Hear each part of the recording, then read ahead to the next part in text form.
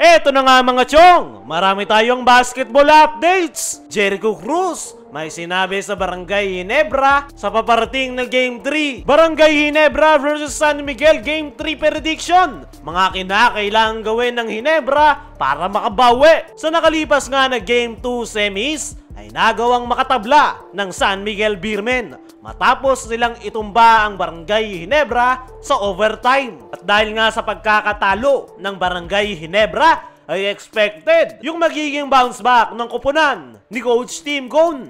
Pero ano nga ba yung mga kinakailangan nilang gawin para makabawi? Unang-una sa kanilang listahan ay excellent start. Kailangan simula pa lang ay may ipakita agad nila ang kanilang magandang performance. Yan ang isa sa naging problema nila sa nakalipas na Game 2 kung saan struggling yung kanilang naging panimula. Maalat yung naging simula ng Barangay Ginebra. Hindi nga pumapasok yung mga tira ni Justin Brownlee. At sa darating nga na Game 3 mga chong, ayan nga yung kinakailangan nilang magawan ng paraan. Lalong-lalo na nitong si Justin Brownlee. Kailangan simula pa lang ay makapagparamdam agad ang nasabing import at wag na nga nilang pabueluhin ang San Miguel Beermen. Kung magiging maganda nga yung simula ng Barangay Ginebra, ay aayon nga sa kanila yung tempo ng laro. At kung mangyayari yan, ay isang magandang sign para sa koponan ni Coach Tim Cone. Pangalawa sa kinakailangan nilang gawin ay bawal magkamali.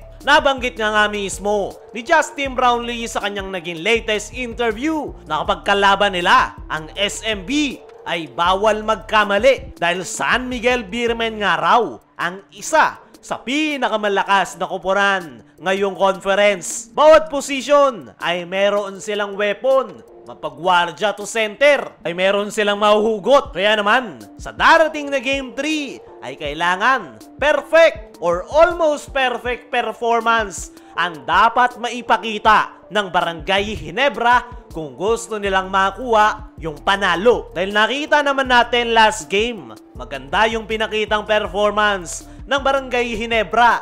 Pero meron nga silang konting pagkakamali sa dulo at yung maliit na pagkakamali nga na yan ay yung nagamit ng San Miguel kung bakit sila ang nakakuha ng panalo. Kaya naman, kailangan maipakita ng Barangay Ginebra yung pulidong triangle offense. Bawal magkamali dahil po pwedeng gamitin yan ng San Miguel Beermen. Sunod sa kinakailangan gawin ng Barangay Ginebra ay ang kanilang mahigpit na depensa. Depensa nga ang pinaka naging problema ng koponan ni Coach Tim Cone sa nakalipas na Game 2. Lalong-lalo na pagpasok ng overtime kung saan nagawang mag-take over ni Terence Romeo para sa San Miguel Beermen na naging dahilan kung bakit nabigo ang Barangay Ginebra na makuha ang panalo. At sa darating nga na Game 3, depensa ang pinakakinakailangang magawan ng paraan ni Coach Tim Cone sa kanyang koponan. At hindi nga basta-bastang depensa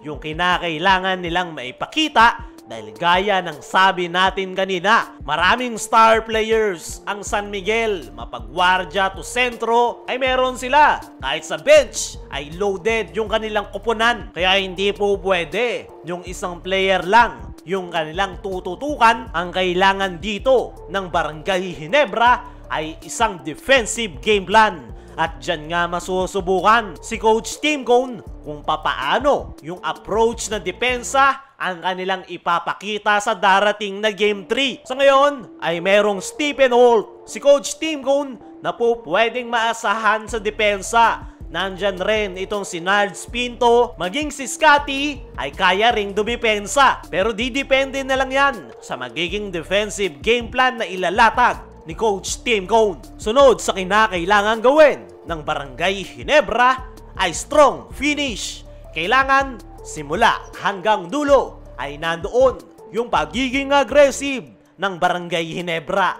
Huwag nilang pabueluin ang San Miguel Beermen dahil once nga na makabuelo ang SMB ay may kalalagyan ang Barangay Ginebra. Kaya naman, simula pa lang hanggang sa dulo ay todo yung performance na ipapakita ng Barangay Ginebra. Ipiga na nila yung kailangan nilang ipiga. At yung nakikita nga natin na po pwedeng gawin dyan ni Coach Tim Cone ay kailangan nilang gumamit ng more player rotation. Ginagawa na yan ni Coach Tim ngayong semifinal series kung saan binibigyan niya ng minuto yung ilang mga bench players para makapagpahinga yung mga key players at hindi mapagod sa dulo. Once na hindi pagod yung mga key players ni Coach Tim Cone ay hindi mababawasan yung pagiging aggressive ng kanilang koponan. At para sa ating game prediction mga chong, i-expect nyo na bakbakan ang darating na game 3 dahil yung makakuha nga ng panalo ay lalamang sa series. Dumako naman tayo dito sa kabilang balita.